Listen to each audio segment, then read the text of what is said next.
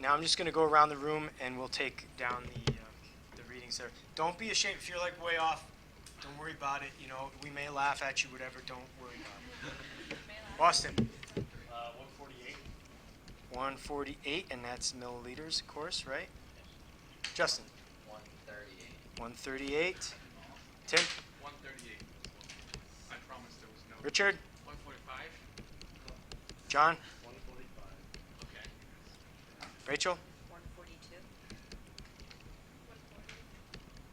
140. 145. Jasmine, 150. 150. Okay. I included in survey. Should I stop? Yeah, don't for now. 140. 148. 150.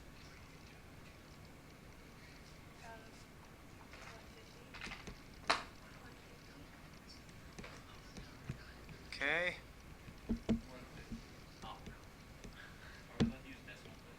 If you want. Nick? I said 148.75. All right. What's that? 149? 139? Okay. Eric?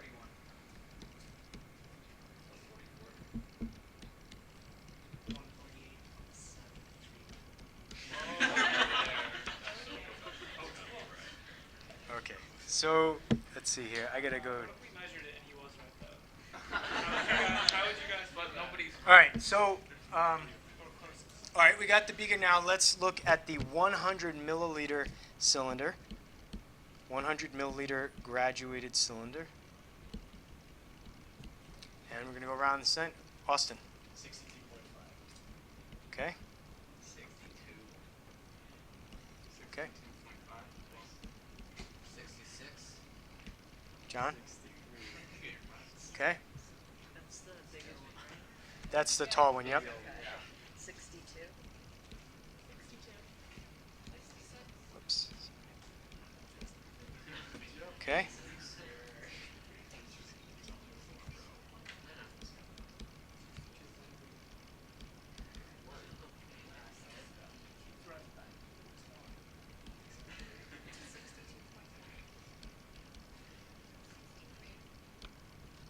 Justin.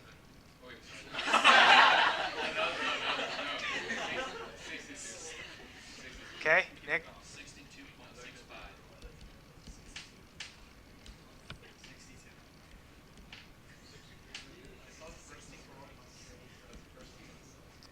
0.3.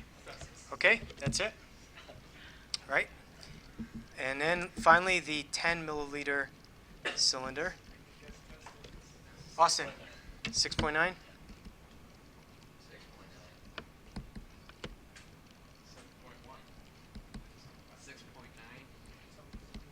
Okay. 7.05.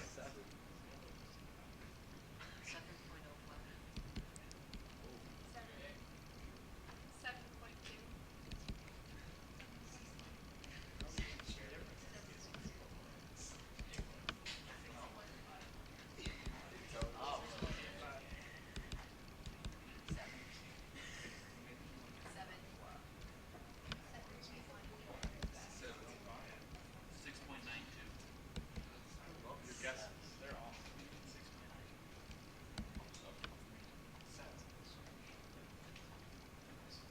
Okay, that's it. So now the question is, let's just look first at, I hope you probably can't see this as well, but I had to zoom out. The question is, of course, how much water is in the beaker? It's a simple question, right? Seems like a simple question until you do an exercise like this, and then you realize that it's not a simple question. So let's say you're at work and your boss says, tell me how much water is in that beaker, or are you fired? And so he gives you this data. He says, I'm so confused, I'm so frustrated. I gave this to 20 different scientists and they gave me 20 different answers. Tell me how much water is in the beaker. What do you tell him?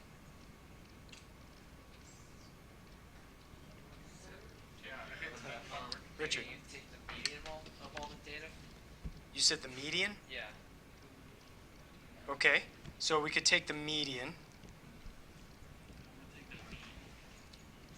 We could do the mean. Does anyone want to volunteer to do these for us? I'll do the 90%. The median's going to be a little trickier unless someone wants to throw it in a spreadsheet. Well, you can do that on a calculator too, on the TID3, I think. All right, I got to volunteer for the mean. I got to volunteer for the median. Oh, which one? The first one? Eric, the first. Actually, we're going to do them all. I'll do the. What's that, Justin? I'll do the 10 million. You're going to do the 10 on here, so the mean is taken here. We need somebody to do. Let's do the mean on. Somebody do the mean on the 100 mil. Sure. All right, Ron, thank you. And then as soon as you got those, just call out. We'll put them up. That's just straight up a race. No, I still think the mode is. So we're talking about.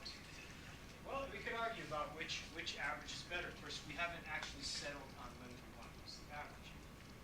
So this is we're just taking this one step at a time.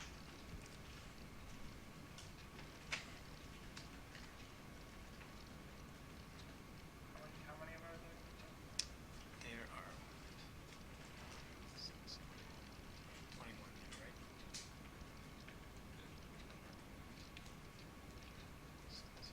For the first one, 21. 145.657. Okay. That's the mean, right? Yeah. Oh, for the 10, it was 6.98 Okay. 6.98. And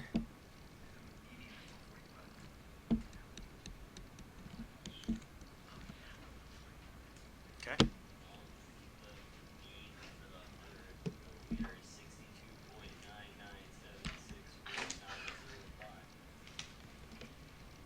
Okay, so one idea is to go to the boss and say, okay, there's 145.16 milliliters in the beaker.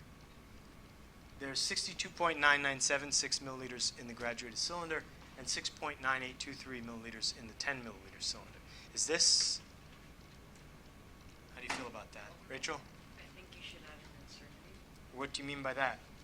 like to represent the range of values that the measurement could be. Okay, so what would that look like here?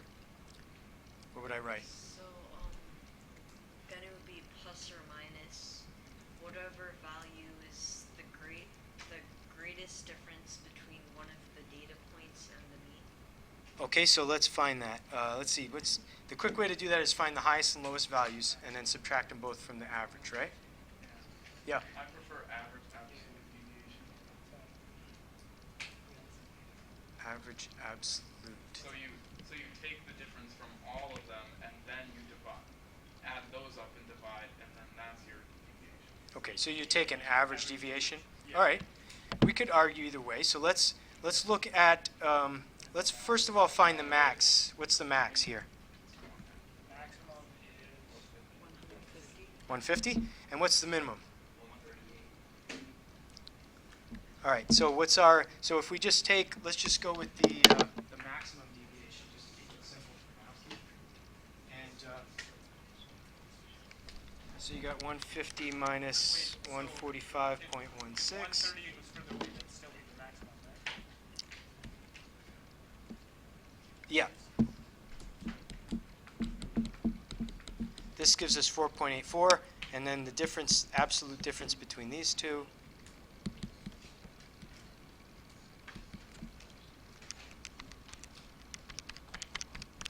is 7.16. So this would be what we would call the maximum deviation from the mean. And that's what this does for us is it basically is a kind of a rough estimate of the range of the data. And the basic idea, though, then is instead of saying 145.16, we might be saying something like this. So does this make sense to say to your boss, there's 145 plus or minus 7 mils in the beaker? So in other words, we're saying that we're pretty confident. Now, How confident are you that it's within that range? Not 100%. Maybe nobody got it. Maybe it's 137. Maybe it's 137.99999. Right? So we're not saying, by showing something like this, we're not saying we're 100% confident. And we can do more sophisticated statistics to get things like the 95% confidence interval, for example, to show, like, within this range, we're 95% confident the true value is within there. Yes? Why did you only use one digit for the maximum? Good question. So what I did here is because I'm swinging 7 milliliters either side, it doesn't make sense to write 0.16 because I simply don't have that kind of precision. Okay, so it's just because it's a beaker. Right. Yeah. And because I'm saying here that it can vary by 7 up or down, then I know that's telling me that this could be something different, and even this number could be different. This might be a 5 or a 3, right? And this kind of raises this issue of what we can call, and I don't think your book uses this, but the true value versus the measurement. And when I said that all measurements or no measurements are exact earlier, all measurements are actually estimates. Sometimes they're better or worse, but all measurements are estimates.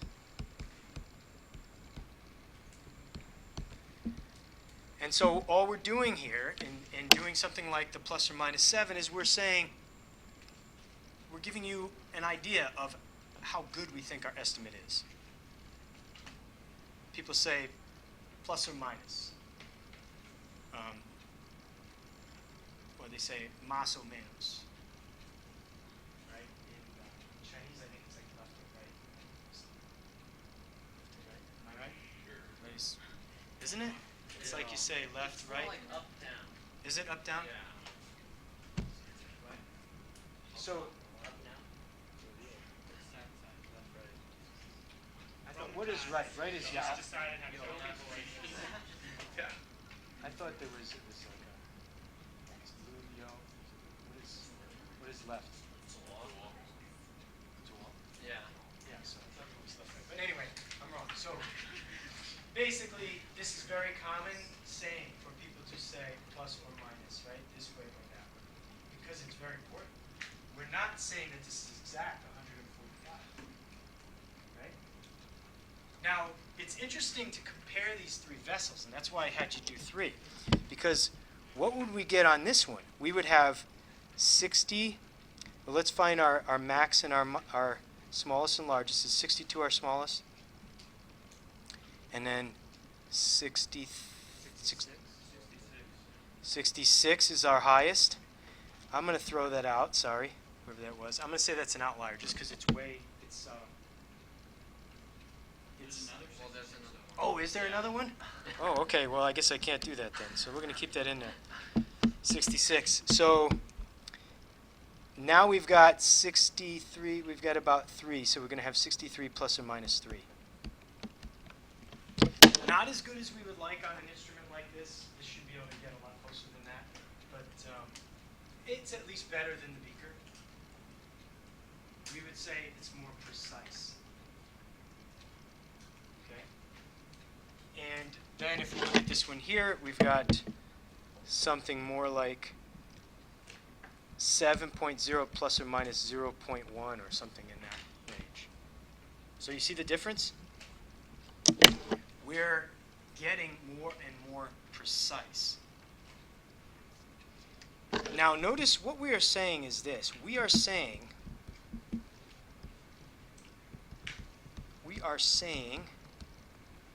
the true value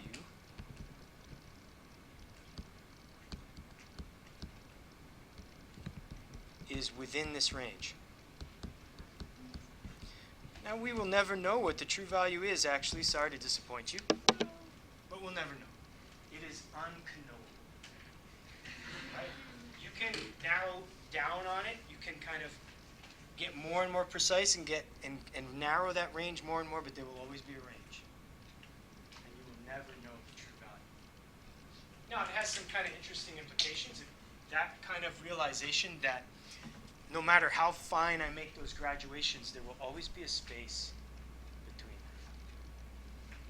And so there will always be an estimation within that space. So there, whether it's a machine doing it, because the machine's just got some kind of algorithm of what it does when it's not on a line. It does something to figure out what's between the lines. Some sort of estimation process that's built into it. So we're never actually talking about the true value. We're talking about an estimate. And what we see here is we've got increasing precision.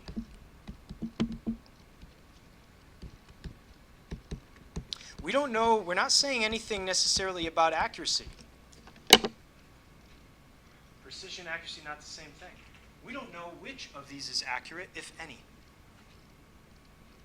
To know about accuracy, you have to have some other estimate of the true value that you trust.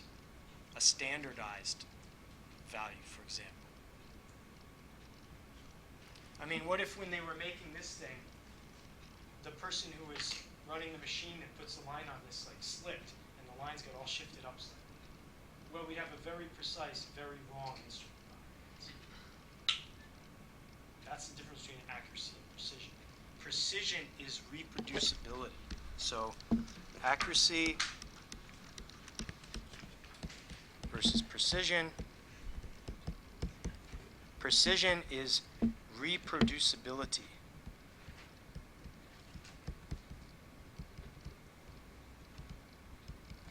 And accuracy is nearness to the true value.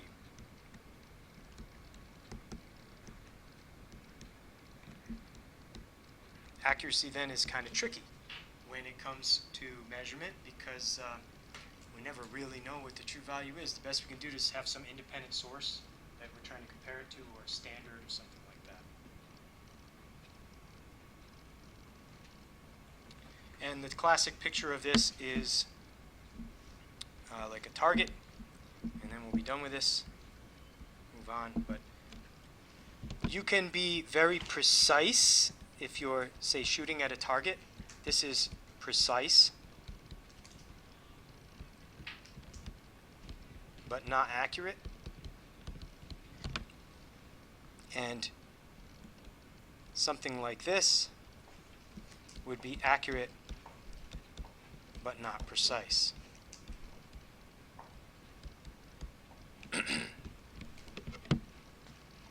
See what I mean? So this person probably just needs to sight in their weapon. They just need to adjust the sights because they've got a really good technique here. They're making a real close group. This person, they're a little shaky, just random error there, right? Their sight is probably sighted incorrectly, but they're a little shaky. So that's the difference between accuracy and precision. But you'd rather be the one on the left than the right, right? If I was on the shooting team, I would rather be this person because all I got to do is change my sight and I'm nailing that thing every time. Okay. This is a technique issue here. It's not the instrument. I mean, it could be the instrument if it's just for example, the barrel's damaged or something, so it's introducing some random movement in there. All right, questions on that stuff? That was all bonus. It's not in your book. What is in your book is kind of a quick and dirty method of assessing uncertainty. A quick, rough technique for dealing with uncertainty is everybody's favorite thing, sig figs.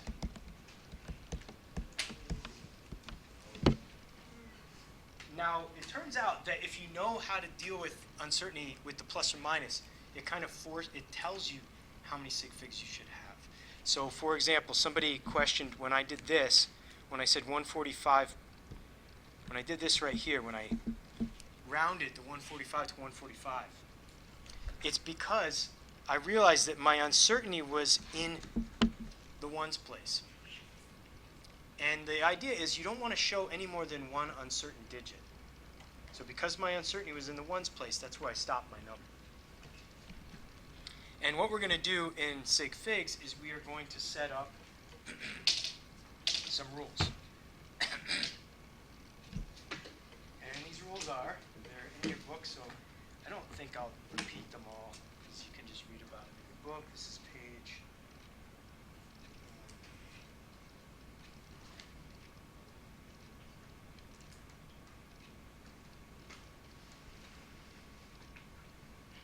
This is the old edition.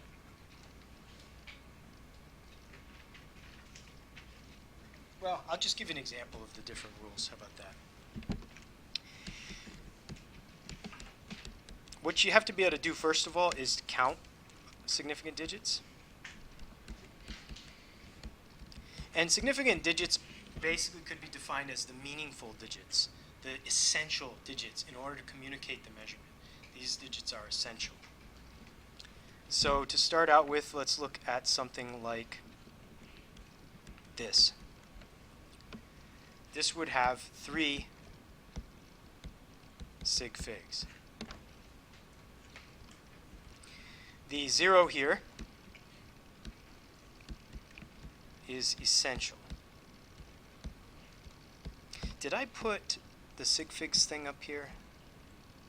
I've got some videos up here, and I've got some practice up here too. And this worksheet, I think, has the sig fig rules on it. So you're welcome to take a look at those. Anytime I put a worksheet up here, you do not have to do it. The stuff you have to do, your problem sets, OWL, advanced study assignments.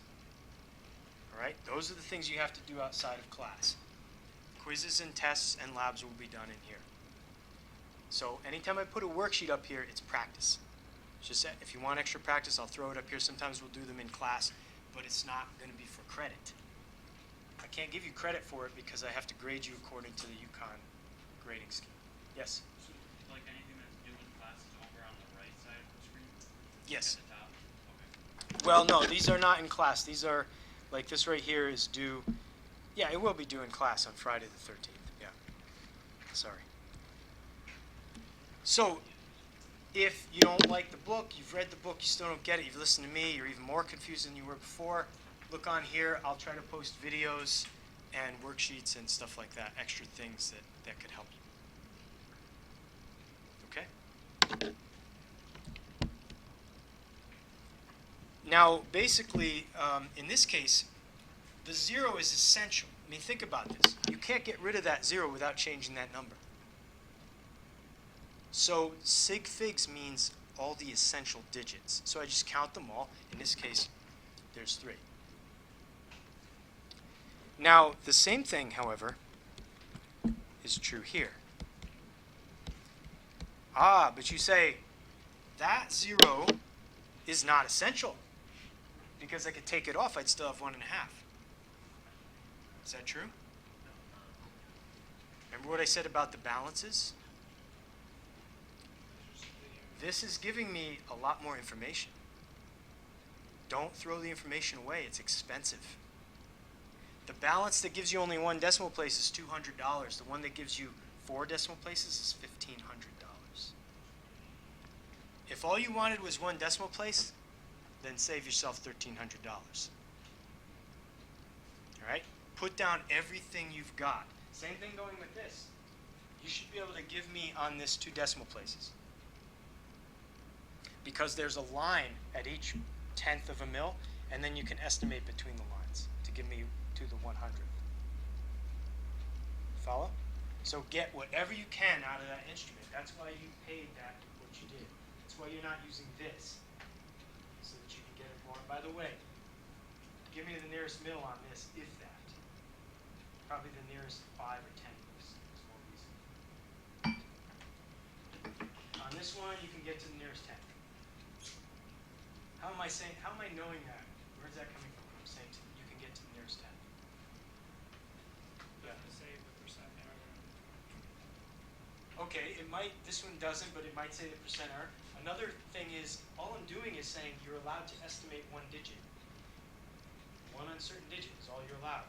And And that means I'm estimating between two lines. Because there's a line here every 1 milliliter, then I can estimate 1/10. So that's the idea. And sig figs basically one uncertain digit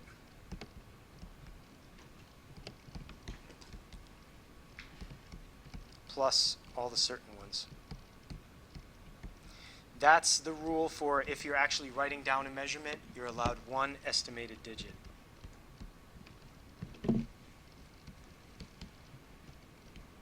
So if you're actually measuring something, give me all the digits you know for sure, and then one uncertain one, which raises an interesting point. I said all measurements are estimate, and that we can't ever know the true value, but that doesn't mean that we don't know anything about the true value. We often know a lot about the true value. It's just that we don't know everything about it. And that's what this is about. You're telling me everything you can tell me about the true value. So this one has 3 sigs because this tells us about precision. It tells us two things. It tells us the 5 is certain. Right? And it tells us that we at least know something about the hundredths place. We're estimating the 100ths.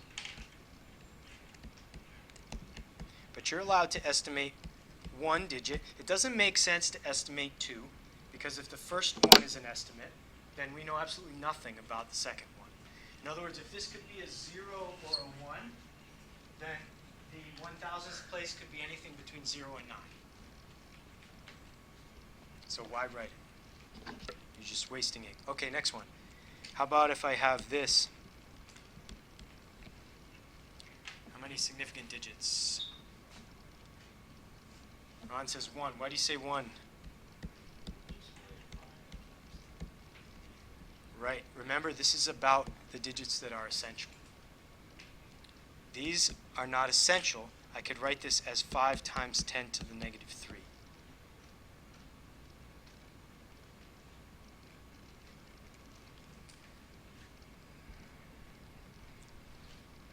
How about this one? 3, right. Because now I've got to leave these. If I were to write this in scientific notation, I would write this. And that's a good trick for figuring out sig figs, is write it in scientific notation. If the zeros go away, they're not significant. Lastly, Justin, you would say 1, okay? We could say 1, 2, or 3. We don't know. And just to be safe, call it a 1. Call it 1. Because you don't know about these zeros. Why not? I don't know if this person rounded to the nearest 100 when they wrote this number down. Or did they round to the nearest 10? Or did they round to the nearest 1? There's no way for me to tell. So if you have a large number like that, that's over 10, and it's ending in 0, then what you want to do is express this in scientific notation to make yourself clear. So if I actually measured both of these and estimated this one, then I'm going to write 5.00 times 10 squared to make that clear. That has 3.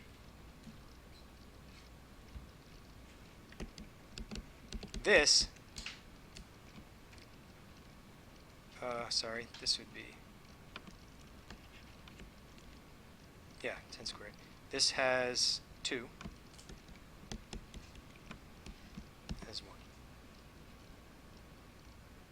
Follow? Let's try a couple. How many sig figs? Yeah, just hold up your hand. I'm seeing 5s. That's right, it's 5. How about you guys are... You already had this before, I guess, huh?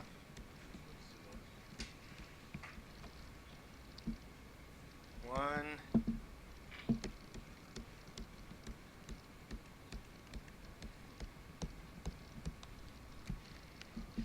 We're going to have to go with 1. We don't know. So in a case like this, it would usually be acceptable to like put a question mark or say, I don't know, it's ambiguous. But if you're doing calculations, what you want to do is go with the worst case scenario and just use 1. This could be rounded to the nearest 10 trillion. Plus or minus 10 trillion. Okay, when you're adding or subtracting, I'm sorry, let's do multiplying or dividing. Multiplying or dividing with sig figs.